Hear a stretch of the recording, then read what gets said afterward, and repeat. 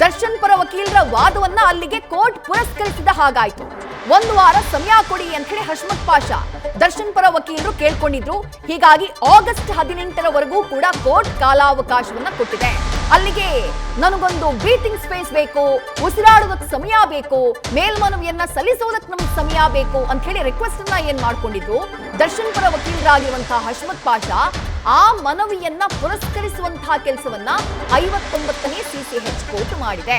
ಅಲ್ಲಿಗೆ ಇವತ್ತೇ ಹೇಳಿಕೆಯನ್ನ ದಾಖಲು ಮಾಡಬೇಕು ಅಂತ ಹೇಳಿ ಮನವಿಯನ್ನ ಮಾಡ್ಕೊಂಡಿದ್ರು ಪ್ರದೋಷ್ ಪರ ವಕೀಲರಾಗಿರುವಂತಹ ದಿವಾಕರ್. ನಮ್ಮ ಕಕ್ಷಿದಾರರಾಗಿರುವಂತಹ ಪ್ರದೋಷ್ ಪಟ್ಟಣಗೆರೆಯ ಶೆಡ್ನಲ್ಲಿ ಏನಾಯ್ತು, ರೇಣುಕಾಸ್ವಾಮಿ ಕೊಲೆ ಕೇಸ್ನಲ್ಲಿ ಏನೆಲ್ಲ ಆಯ್ತು, ಅದೆಲ್ಲದಕ್ಕೆ ಸಂಬಂಧಪಟ್ಟ ಹಾಗೆ ನ್ಯಾಯಾಧೀಶರ ಮುಂದೆ ಹೇಳಿಕೆಯನ್ನ ದಾಖಲು ಮಾಡೋದಕ್ಕೆ ಸಿದ್ಧ ಇದ್ದಾರೆ. ಎಲ್ಲವನ್ನ ಸತ್ಯವನ್ನ ವಿವರಿಸೋದಕ್ಕೆ ಸಿದ್ಧ ಇದ್ದಾರೆ. ಇವತ್ತೇ ನೀವು ಹೇಳಿಕೆಯನ್ನ ದಾಖಲು ಮಾಡ್ಕೊಳ್ಳಿ ಅಂತ ಹೇಳಿ ಪ್ರದೋಷ್ ಪರ ವಕೀಲ ದಿವಾಕರ್ ಮನವಿಯನ್ನ ಮಾಡ್ಕೊಳ್ತಾರೆ ನ್ಯಾಯಾಧೀಶರಿಗೆ. ಆದ್ರೆ ದರ್ಶನ್ ಪರ ವಕೀಲರು ಇದಕ್ಕೆ ಆಕ್ಷೇಪವನ್ನ ವ್ಯಕ್ತಪಡಿಸುತ್ತಾರೆ. ನಿನ್ನೆ ನೀವು ಕೊಟ್ಟಂತಹ ಆದೇಶ, ಆ ಆದೇಶವನ್ನು ನಾವು ಹೈಕೋರ್ಟ್ ನಲ್ಲಿ ಪ್ರಶ್ನೆ ಮಾಡಬೇಕಾಗಿದೆ.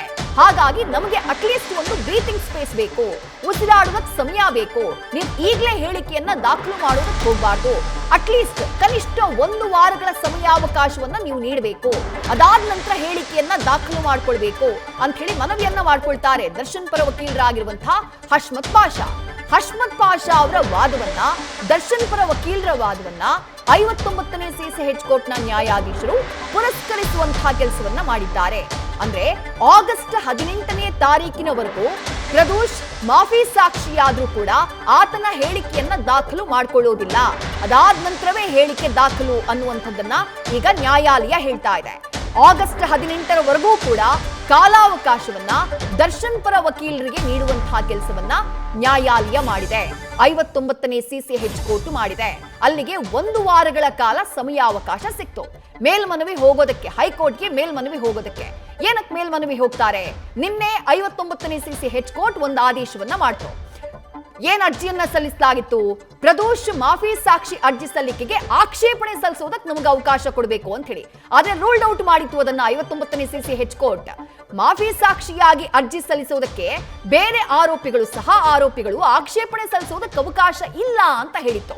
ಇದೇ ಆದೇಶವನ್ನ ನಾವು ಹೈಕೋರ್ಟ್ ನಲ್ಲಿ ಪ್ರಶ್ನಿಸ್ತೀವಿ ಅಂತಿದ್ದಾರೆ ದರ್ಶನ್ ಪರ ವಕೀಲರು. ಅದಕ್ಕಾಗಿಯೇ ನಮಗೆ ಸಮಯ ಬೇಕು ಅಂತ ಅವ್ರು ಕೇಳಿದ್ದು. ಈಗ ಅವರ ವಾದವನ್ನ ಪುರಸ್ಕರಿಸಿದೆ ನ್ಯಾಯಾಲಯ. 1 ವಾರಗಳ ಸಮಯಾವಕಾಶವನ್ನ ಕೇಳಿದ್ರು. ಆ 1 ವಾರಗಳ ಸಮಯಾವಕಾಶ ಸಿಕ್ಕಿದೆ. ಆಗಸ್ಟ್ 18ನೇ ತಾರೀಕಿನವರೆಗೆ ಪ್ರದೋಷ್ ಹೇಳಿಕೆಯನ್ನ ದಾಖಲಿಸ್ತಾ ಇಲ್ಲ ನ್ಯಾಯಾಲಯ. ಪ್ರದೋಷ್ನ ಮಾಫಿ ಸಾಕ್ಷಿಯಾಗಿ ಪರಿಗಣಿಸೋಕೆ ಪ್ರಾಸಿಕ್ಯೂಷನ್ ಕೂಡ ಒಪ್ಪಿಗೆಯನ್ನ ಈಗಾಗಲೇ ಕೊಟ್ಟಾಗಿತ್ತು.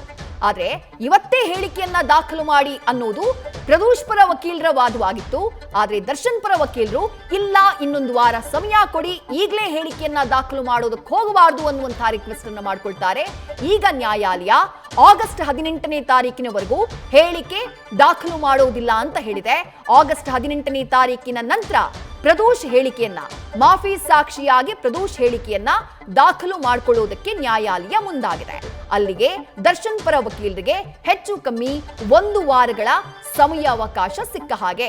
ಈ 1 ವಾರಗಳಲ್ಲಿ ಪ್ರಕರಣಕ್ಕೆ ಸಂಬಂಧಪಟ್ಟ ಹಾಗೆ ದರ್ಶನ್ ಪರ ವಕೀಲರು ಯಾವ ರೀತಿಯಾದಂತಹ ತೀರ್ಮಾನವನ್ನ ತೆಗೆದುಕೊಳ್ತಾರೆ, ಹೈಕೋರ್ಟ್ಗೆ ಯಾವ ರೀತಿಯಾಗಿ ಅರ್ಜಿ ಸಲ್ಲಿಸ್ತಾರೆ, ಅಥವಾ ಈ 1 ವಾರದಲ್ಲಿ ಬೇರೆ ಟ್ವಿಸ್ಟ್ ಅನ್ನ ಈ ಕೇಸ್ ಪಡ್ಕೊಳ್ಳುತ್ತೆ, ಇದು ಸದ್ಯಕ್ಕಿರುವಂತಹ ಕುತೂಹಲ.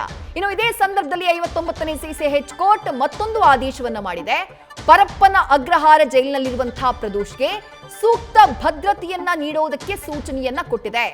ದಿವಾಕರ್ ಪ್ರದೋಷ್ ಪರ ವಕೀಲರು ವಾದವನ್ನ ಮಾಡುವಂತಹ ಸಂದರ್ಭದಲ್ಲಿ ಪ್ರದೋಷ್ ಮಾಫಿ ಸಾಕ್ಷಿಯಾಗೋದಕ್ಕೆ ಹೊರಟಿದ್ದಾರೆ.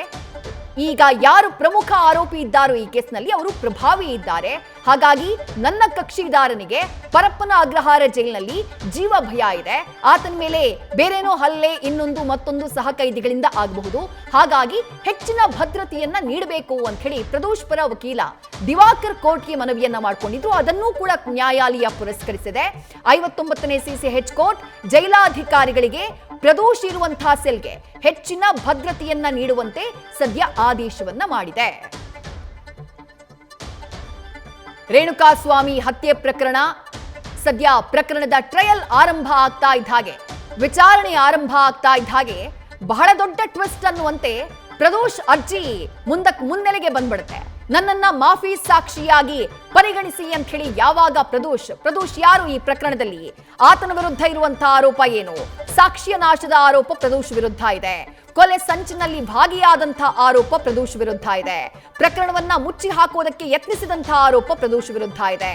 ಬೇರೆಯವರನ್ನ ಸೆಟ್ ಮಾಡೋದಕ್ಕೆ ಆರಂಭದಲ್ಲಿ 4 ಜನ ಬಂದು ಸರೆಂಡರ್ ಆಗ್ತಾರಲ್ಲ, ಆ ಸರೆಂಡರ್ ಆಗೋದಕ್ಕೆ ಅಂದ್ರೆ ನಾವೇ ಕೊಲೆ ಮಾಡಿದ್ದು ರೇಣುಕಾ ಸ್ವಾಮಿಯನ್ನ ಅಂತ ಹೇಳಿ ಬೇರೆ ಯಾರನ್ನು ಪ್ರಕರಣದಲ್ಲಿ ಇನ್ವಾಲ್ವೇ ಆಗದೆ ಇರೋರನ್ನ ಕರ್ಕೊಂಡು ಬಂದು ಸರೆಂಡರ್ ಮಾಡುವಂತಹ ಕೆಲಸ ಆಗುತ್ತಲ್ಲ, ಆ ಸರೆಂಡರ್ ಆದವರಿಗೆ ಹಣವನ್ನ ಹಂಚುವಂತಹ ಕೆಲಸ, ಹಣವನ್ನ ಹೊಂದಿಸಿ ಹಂಚುವಂತಹ ಕೆಲಸ ಮಾಡಿದ್ದು ಈ ಪ್ರದೋಷ್ ಅನ್ನುವಂತಹ ಆರೋಪ ಆತನ ಮೇಲಿರೋದು. ಕೊಲೆ ಕೇಸ್ನಲ್ಲಿ ಬೇರೆ ವ್ಯಕ್ತಿಗಳು ಶರಣಾಗೋಕೆ ಈತ ಸೂತ್ರಧಾರ. ರೇಣುಕಾ ಸ್ವಾಮಿ ಕೊಲೆಯಾದಾಗ ಸ್ಥಳದಲ್ಲೇ ಇದ್ದ ವ್ಯಕ್ತಿ ಪ್ರದೋಷ್. ರೇಣುಕಾ ಸ್ವಾಮಿ ಸಾವಿನ ವಿಷಯವನ್ನ ದರ್ಶನ್ಗೆ ತಿಳಿಸಿದ್ದು ಪ್ರದೋಷ್. ಪಟ್ಟಣಗೆರೆ ಶೆಡ್ಗೆ ಪವಿತ್ರ ಗೌಡನ ಕರ್ಕೊಂಡು ಬಂದಂತಹ ಟೈಮ್ನಲ್ಲಿ ಜೊತೆಗಿದ್ದಿದ್ದು ಪ್ರದೋಷ್. ಹೀಗಾಗಿ ಆತನ ವಿರುದ್ಧ ಈ ಕೊಲೆ ಸಂಚಿನಲ್ಲಿ ಭಾಗಿಯಾದಂತಹ ಪ್ರಬಲ ಆರೋಪಗಳಿದ್ದಾವೆ.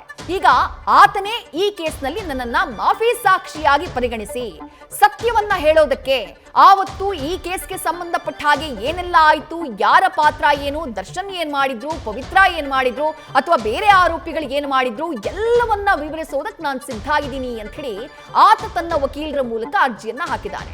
ಅದೇ ಅರ್ಜಿಯ ವಿಚಾರಣೆ ಈಗ ನಡೀತಾ ಇರೋದು. ಅಂದ್ರೆ ಇವತ್ತೇನು ಆದೇಶ ಆಗ್ಬೇಕಾಗಿತ್ತು?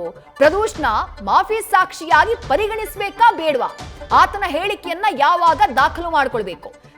ಪ್ರಾಸಿಕ್ಯೂಷನ್ ಆಲ್ರೆಡಿ ಆತನನ್ನ ಮಾಫಿ ಸಾಕ್ಷಿಯಾಗಿ ಮಾಡೋದಕ್ಕೆ ಒಪ್ಪಿಗೆಯನ್ನ ಕೊಟ್ಟಿದೆ. ಅಂದ್ರೆ ಸರ್ಕಾರದ ಪರ ವಕೀಲರು ಅದಕ್ಕೆ ಸಹಮತವನ್ನ ವ್ಯಕ್ತಪಡಿಸಿದ್ದಾರೆ. ಹೇಳಿಕೆ ಯಾವಾಗ ದಾಖಲು ಮಾಡಬೇಕು ಅನ್ನೋದು ಪ್ರಶ್ನೆಯಾಗಿತ್ತು.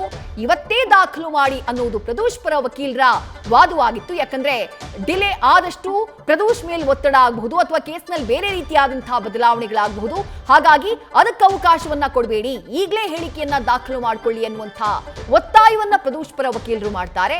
ಆದ್ರೆ ದರ್ಶನ್ ಪರ ವಕೀಲರು ಇಲ್ಲ, ನಮಗೆ ಅಟ್ಲೀಸ್ಟ್ ಉಸಿರಾಡೋದಕ್ಕೆ ನೀವು ಸಮಯ ಕೊಡಬೇಕು, 1 ವಾರಗಳ ಸಮಯಾವಕಾಶ ಕೊಡಿ ಅಂತ ಹೇಳಿ ದರ್ಶನ್ ಪರ ವಕೀಲರು ವಾದವನ್ನ ಮಂಡಿಸ್ತಾರೆ. ಅದನ್ನ ಪುರಸ್ಕರಿಸುತ್ತೆ ನ್ಯಾಯಾಲಯ.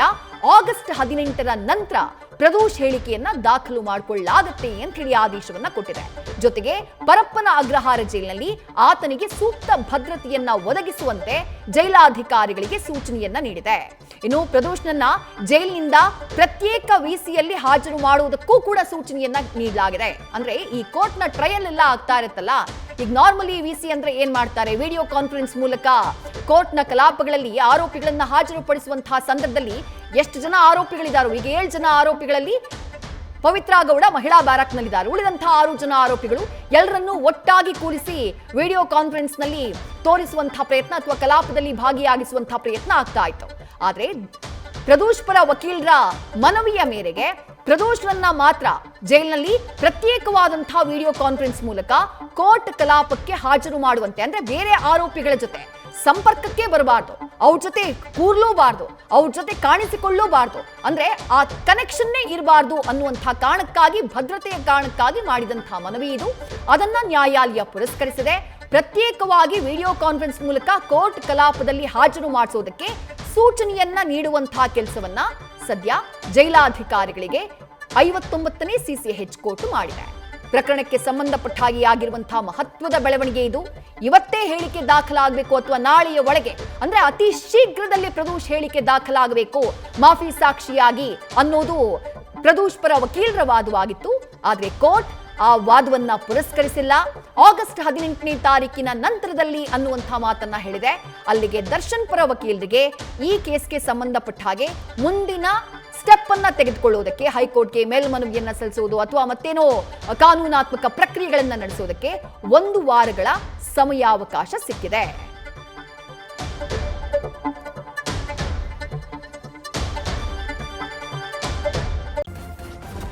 ನ್ಯೂಸ್ ಫಸ್ಟ್, ನಿರ್ಭೀತಿಯಿಂದ ನಿಮ್ಮ ಪರವಾಗಿ.